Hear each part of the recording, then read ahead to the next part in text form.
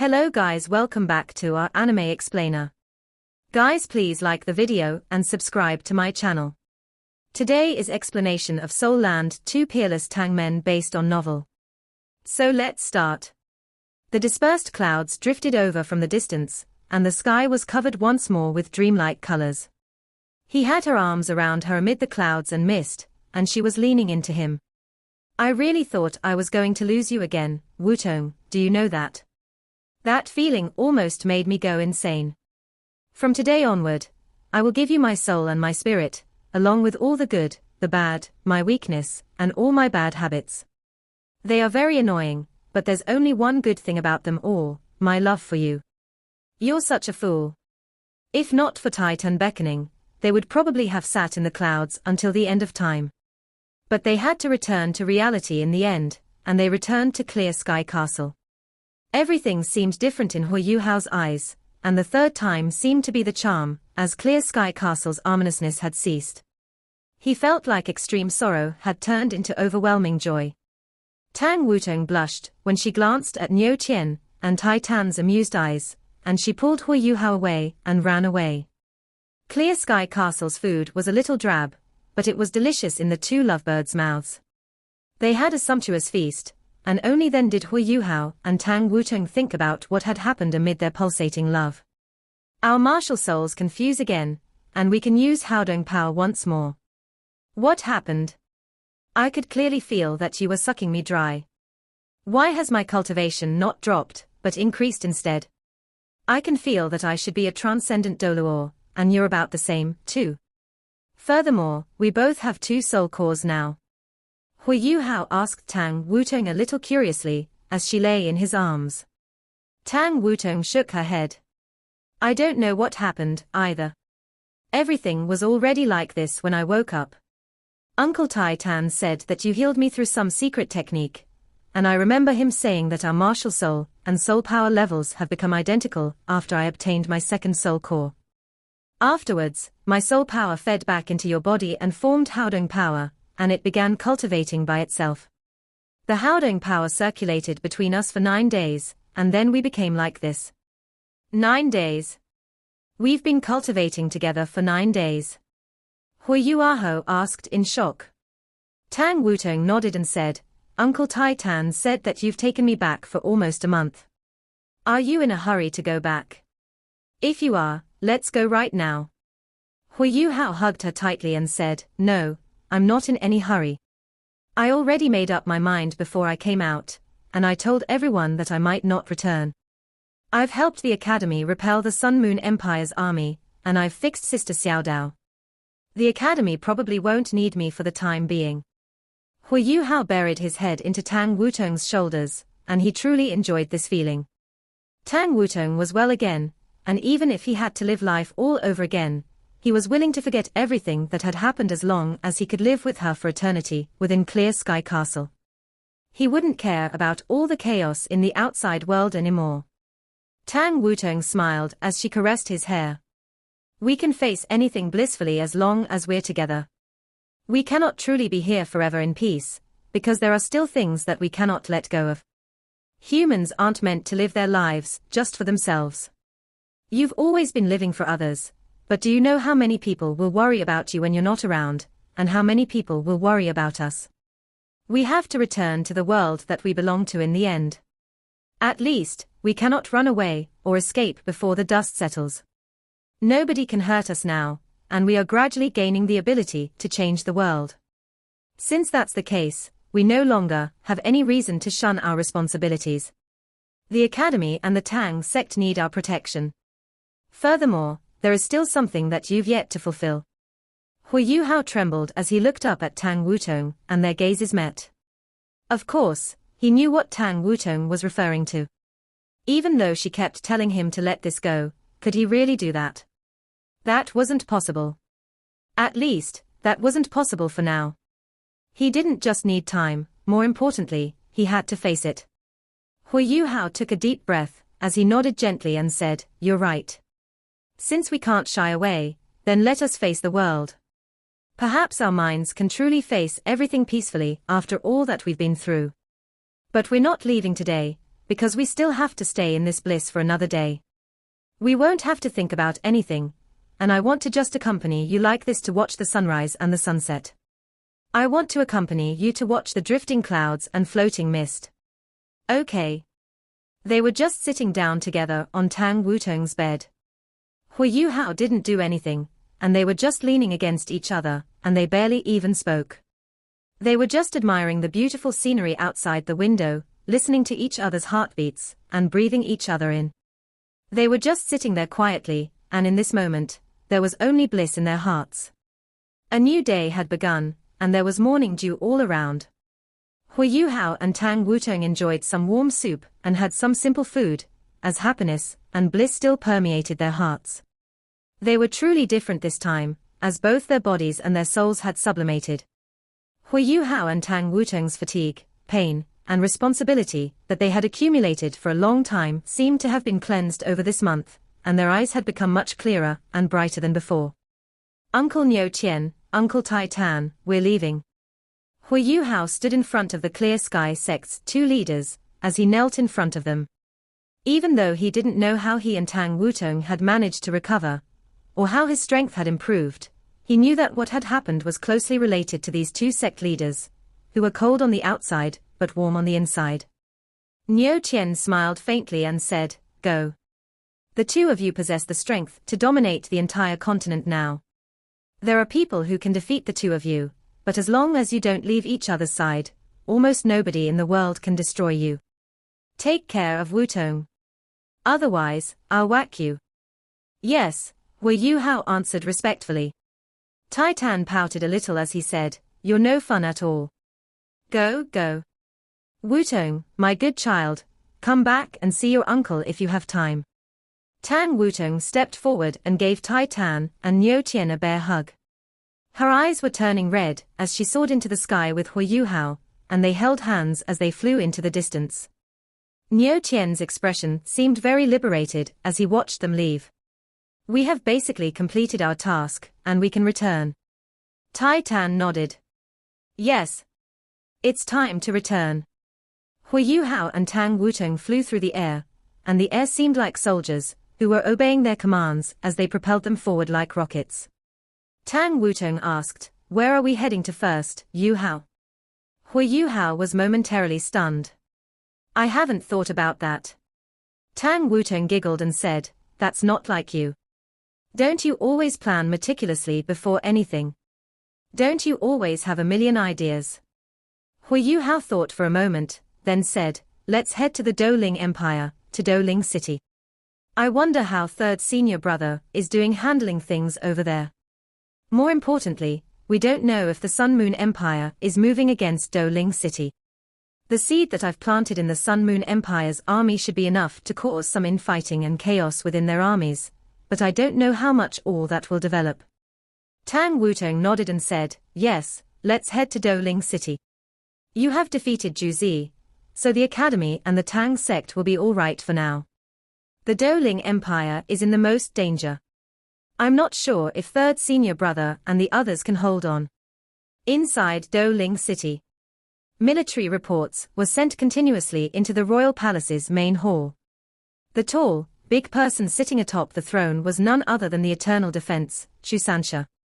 Douling City's royal palace had just suffered a destructive attack, and they rebuilt this makeshift main hall within a short period of time. The royal palace's original location appeared as empty as ever, and there was nothing all around. The city's subjects did suggest switching locations, and they mentioned that this place was ominous. However, Sanshi turned down their suggestions and said that they had to pick themselves up from where they fell. Therefore, the Douling Empire's royal palace was being rebuilt in its original location, but everything was simple and unornamented. 1 month had gone by, and Sanshi seemed very different from before. His lazy smile that appeared on his face every day was gone, to be replaced by dignity and majesty. However, he also appeared a lot older than before, even though only a month had gone by. It wasn't hard to see how much effort, blood, and sweat he had put into this. Report, Prince Regent, Dancing Cloud City has fallen. The city defense army fought to the last man, so that the citizens and civilians can evacuate safely. Another piece of bad news. Sanshi's expression was calm, but his face had turned completely black. He grabbed his throne's armrest, and his knuckles turned white, because he was using too much strength. Jiang Nan was standing right beside him. She raised her hand and placed it gently on his shoulder in an attempt to console his riling emotions. Many things had transpired within the Douling Empire over the past month. News of the royal palace's destruction couldn't be completely hidden after all, and that news swiftly spread throughout the city and the lands beyond. There were many different opinions and voices about that fact. The Douling Empire was very strict about assigning territories to the royal family, but some from the royal family had branched away back in the early days. There were some who still held some kind of authority. The royal palace had been destroyed, and almost every single individual directly descended from the royal family had perished. There were some who started eyeing the throne when this apocalyptic news reached them, and everyone was fearful and unsettled within the empire. Several ambitious fellows quickly seemed like they were raring to make a move. Under such circumstances, Sansha had the support of Douling Empire's subjects and soldiers, as he swiftly gained control over several cities along Douling City's periphery. Furthermore, he tried to withdraw his armies as much as possible so that he could concentrate and centralize them as much as he could. Part of this army comprised the elites, who had journeyed to reinforce Shrek City, and the Douling Empire's internal regions could only stabilize if Sansha had the support of this elite army. Only then could he suppress those ambitious fellows such that they wouldn't make a move against him so easily. But how could that be easy? That elite army's commander was a reputed general of the Douling Empire, and though he had turned his army around when he received accurate intelligence, he didn't return to Douling City immediately, but temporarily stationed himself in a large southern city after entering the Douling Empire's territory. On the surface, they claimed that they wouldn't participate in a conflict within the royal family, and that they'd only accept the most outstanding member of the royal family to command them. They were clearly trying to wait out the conflict to extract any profits that were left over. If the general had some royal blood running in his veins, perhaps the situation would have been worse. Sansha was like a roasted pork on a spit under such circumstances, and the situation that he was facing was extremely difficult. Two of the imperial family's clans in the north had already started rebellions in the name of assisting the emperor. The Douling Empire's inner territories were empty in the first place, so these two armies began pushing toward Douling City as soon as was possible. One army began committing unspeakable misdeeds, as they started killing and pillaging along the way. They murdered, stole, and robbed continuously to strengthen themselves. Sanshi's army on this side wasn't small, but because Douling City's elites had been mobilized away before this, only normal soldiers were left in the city. Their fighting strength could only match one of those rebelling armies, and it wasn't hard to imagine the kind of pressure that Sansha was under when both armies began pushing against him at the same time. Sansha would never hold onto his throne unreasonably, but he wouldn't give it away just like that. If he handed the throne over to someone incapable, or to the wrong hands, that would spell a calamitous disaster for the entire Douling Empire. Fortunately, the Sun Moon Empire hadn't launched any invasions against the Douling Empire over the past month. Otherwise, their situation could be a lot worse. Sansha had limited strength under his control, and he didn't have a good solution under such circumstances. He had displayed excellent capability when he first gained authority over Douling City, and he swiftly handled the situation. However, he didn't have enough reputation or influence to control the entire empire. He didn't share the same surname as the royal family after all, and he wasn't a true heir to the throne. His family didn't come forward to help him, and that was something he hadn't expected. Only his mother was here, who was a princess of the Douling Empire. Sanshi's father had declined to come forward to help him, because he didn't view the Douling Empire's predicament very optimistically.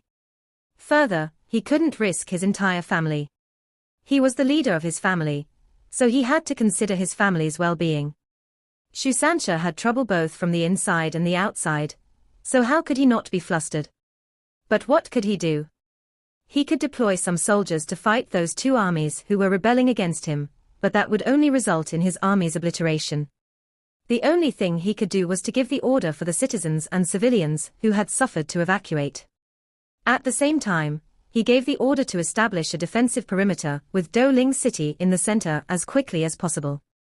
He had to defend himself against the two royal families' rebelling armies before he could negotiate with the Douling Empire's elite army.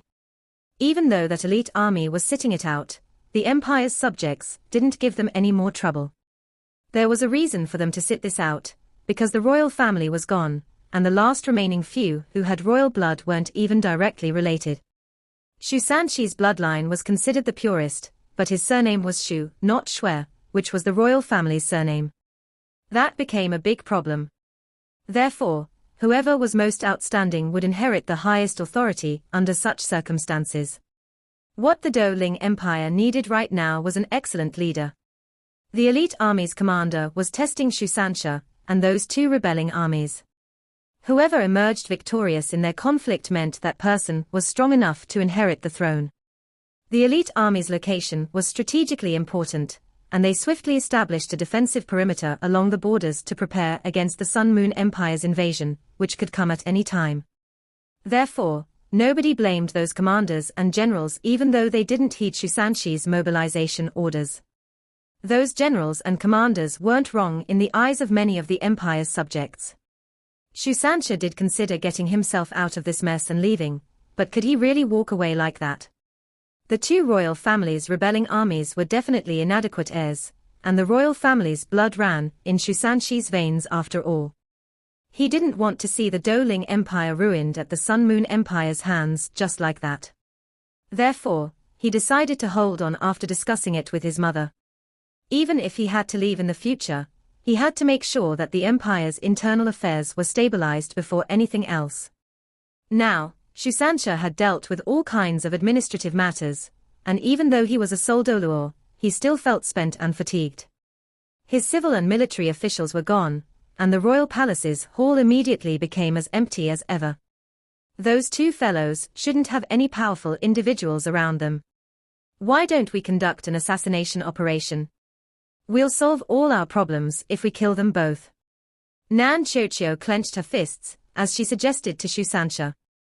Nan Qiuqiu had felt extremely stifled over the past few days.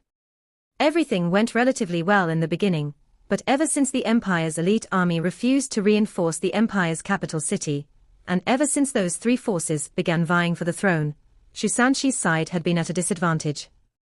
Even Douling City's civil and military officials' attitudes were starting to change. Sansha shook his head and said, "The Douling royal family blood is already gone. We cannot cause any more bloodshed. I'm not that keen on protecting my position, but I don't think that they can do this any better than I can. The Empire is in danger, yet they've chosen to start a rebellion for the throne at a time like this. They are extremely short-sighted, and they will definitely not make excellent rulers." Nan Qiuqiu snapped, "Then what should we do? Do we have to wait until their soldiers arrive at our gates? If we don't kill them, uncountable innocents will die in war. Have you not heard? Several thousand soldiers defending their city have been massacred. Why should we keep people like that alive?" Sansha glanced at Nan Qiuqiu and replied, "Assassination isn't that easy to accomplish. Those two fellows have dared to start a rebellion, and that means they must have at least one titled Doluo supporting them. Otherwise, what would they have to fight for the throne? The elite army and the Douling Empire's formidable individuals are all sitting it out near the borders, and if we make a brash move and we fail, our position will deteriorate." Yi Gai muttered under her breath, "If only Yuhao were here. I really didn't expect him to become so powerful. He challenged the Sun Moon Empire in a 1 versus 10 battle, and he only used 7 rounds to force the Sun Moon Empire's army to retreat. The Academy has given him a title, Eye of the Azura, the Spirit Ice Doluo. Wutong has also been titled as the Dragon Butterfly Doluo." Sansha heaved a sigh and said, "There's too much weight on Yuhao's shoulders. Eldest senior brother has told us that Wutong was heavily injured to save him, and little junior brother has disappeared with her to get her treated. We can only rely on ourselves at a time like this. Let's just wait for a little while more. The Tang Sect Soul Engineer Legion is on the way. As long as they can reach us in time, all our problems will be resolved. You're still too soft, Sanshi. A gentle voice rang out in this moment, and a tall and slender middle-aged lady walked out from behind him. She was wearing a luxurious dress. Even though she wasn't so young anymore, she still had her charms and elegance. She also looked quite similar to Sanshi. Yes, she was Sanshi's mother, and also the Douling Empire's princess, Xuan. Mother, why are you outside? Are you feeling better? Xuan had arrived in Douling City not too long ago, and when she witnessed the Douling Empire's royal palace in a pile of dust and rubble while her relatives were all dead and gone, she fainted from her grief. She only started feeling a little better over the past few days. Sanshi had asked for his mother to direct things, but judging from the situation, he had no choice but to take the lead himself. Son, any fight for the throne will always be cruel and brutal. This is no longer a problem of how important your bloodlines are at a time like this. Those two fellows who are rebelling in the royal palace's troubling times have very thin royal blood in their veins, and the fact that they can react so quickly means that they've already had this idea for a long time. What you need to do in a situation like this is to eradicate all your problems when they first appear as quickly as possible. This girl is right. Your weakness will cause more people to die. If you can accomplish it, you have to take down their leaders and win over their soldiers. You have to stabilize and gain authority over the empire's internal affairs as quickly as possible, and only then will the Douling Empire have a chance at survival. I've already met the minister. If you're unwilling to change your surname, that's up to you. But for the Douling Empire, for your mother, I ask that Nan and you let the Shui family adopt your first son in the future, so that he can take over the royal throne. Is that all right? As long as you agree, the capital city's subjects and officials will fully support you to fight against those two traitors. Xuan's sudden suggestion stunned Sanshi, while Jiang Nan blushed from embarrassment. Xuan did like her future daughter-in-law quite a lot, but Sanshi and Jiang Nan weren't officially married yet. Her comment breached the topic of having a child, so how could she not feel embarrassed? Sanshi glanced at Jiang Nan subconsciously, and Xuan turned around to face her at the same time. Her eyes instantly turned red, and she actually went down on her knees toward Jiang Nan. Jiang Nan was a soul doluo. She reacted once she realized that something wasn't right, and she took a quick step forward as she supported Xuan. Jiang Nan applied strength with her soft and malleable waist as she helped Xuan back on her feet. What are you doing, aunt? Jiang Nan began to sweat on her forehead. Xuan sniffled and she said, please take my kowtow, child. I am doing this for the Douling Empire's millions of citizens, and I'm doing this for the future of the Douling Empire's royal family. I am begging you as the Douling Empire's princess. I promise you, aunt. Please don't cry. Jiang Nan had a kind heart, so how could she reject her in such a situation? Xuan was overjoyed as she grasped Jiang Nan's hands tightly. You're such a good child. Thank you. Sanshi sounded a little blue as he said, you guys haven't asked me for my opinion. I should have a say about my own son. Go away. Xuan snapped as she rolled her eyes at him.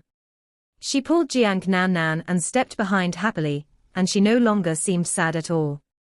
Nan Qiuqiu's eyes were wide open, and her jaws were slack as she stared at Xuan, whose grief had turned into bliss. She muttered under her breath, third senior brother, your mother must have been an actress, right? Nobody in the royal family is simple. I wonder how my father managed to win my mother over back then. Now, I understand a little about why my father has refused to come. Perhaps, if he's here, my mother will pressure him to make me change my surname. Ji Juechen was standing at one side, and he hadn't been talking at all. But he suddenly exclaimed out loud, be careful. Sanshi reacted as soon as was possible, and light flashed on his body as he immediately switched positions with Nan Qiuqiu. His Xuanwu shield instantly appeared in front of him. Ding!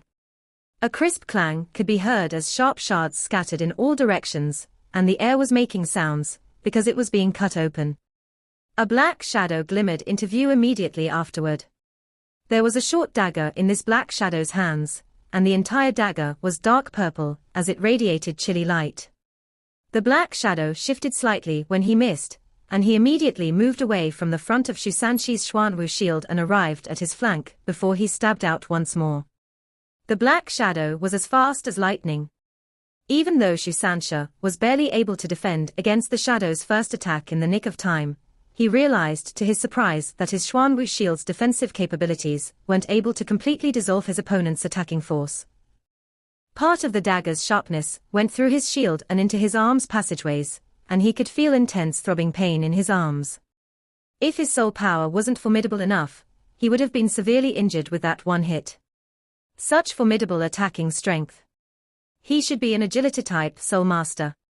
No, more precisely, he should be an agility-type titled Doluo. With his current defensive capabilities, even agility-type soul masters, who were adept at offensive attacks, couldn't directly break through his Xuanwu shield's defenses with a simple attack like that. His opponent had to be a titled Doluo at the very least to achieve that. Sanshi's body immediately shone with faint golden light, and the golden light turned into darkness as it rippled outward. It seemed like dark golden liquid as it encompassed the space all around him. Sanshi's sixth soul skill, Xuanwu domain. Sanshi had a lot of experience in battle, and he used his domain type ability as soon as he realized something was wrong. Sanshi's Xuanwu domain meant the assassin's speed would undoubtedly be heavily restricted. The three others responded as Sanshi unleashed his domain. The judgment sword appeared in Ji Juechen's hands. However, he didn't move as he just stood there, and a single wave of sinister sword intent directly locked onto that assassin. The four of them weren't afraid of even a titled Doluo with their cultivation. In the name of holiness. A clear voice rang out as a beam of golden light surged into the sky and covered the entire hall. Shadows and silhouettes appeared one after another as golden light shone upon them, and 3 pairs of white wings stretched out behind Yi Gai's back. A 6-winged angel. Yes, the person with the highest cultivation among the 4 of them wasn't Ji Juechen or Sanshi. They were still a step away from becoming titled Doluo, so Yi Gai was the strongest one. Yi Gai went into closed-door cultivation after she had purified large amounts of avenging spirits, and she finally broke through and became another of the Tang sect's titled Doluo. Yi Gai unleashed her holy light, and all kinds of concealing abilities were dispelled. Sanshi used Ghost Shadow Perplexing Track. Even though he wasn't as quick as his opponent was, Ghost Shadow Perplexing Track's mystical and profound qualities enabled him to avoid his opponent's attacks that came in quick succession. His Xuanwu shield transformed into countless shield shadows that protected him at the same time, so that the assassin couldn't find a target. The assassin was also very experienced in battle. He could tell that he had lost his chance, and he could also feel the crazy sword intent coming from Ji Juechen's body. So he chose to retreat as soon as was possible so that he could rendezvous with his own people. The royal palace was entirely silent in this moment. Holy light shone on everyone, and more than 20 people emerged from the shadows. They swiftly dispersed and surrounded Sanshi and the 3 others. Soul rings were glowing radiantly, and there were actually 4 titled Doluo among these 20 people, while the rest were soul Doluo, and only 2 of them seemed relatively weaker. One was a middle-aged man, who looked a little over 40, and he was a soul sage. There was another youth who wore a chilly expression on his face, and he seemed like he was roughly 30 years old. He was a 6-ringed soul emperor. Sanshi's facial muscles twitched as he glanced at Nan Qiuqiu, who wasn't far from him. Assassination. 2 figures swiftly returned from behind the hall. Wasn't that Jiang Nan and Xueling Xuan? Over 10 people surged in behind them, and there was a titled Doluo at the helm, while the rest were also soul Doluo and soul sages. Sanshi and the others were surrounded. The youth with a chilly look on his face laughed coldly and said, "Don't even try running away or asking for reinforcements, because that's almost impossible. This lonely palace has no other survivors except for the few of you. We've already dealt with all your personal guards. We have used Class 8 soul tools purchased from the Sun Moon Empire to isolate this place, so not a single sound will travel out even if an epic battle occurs.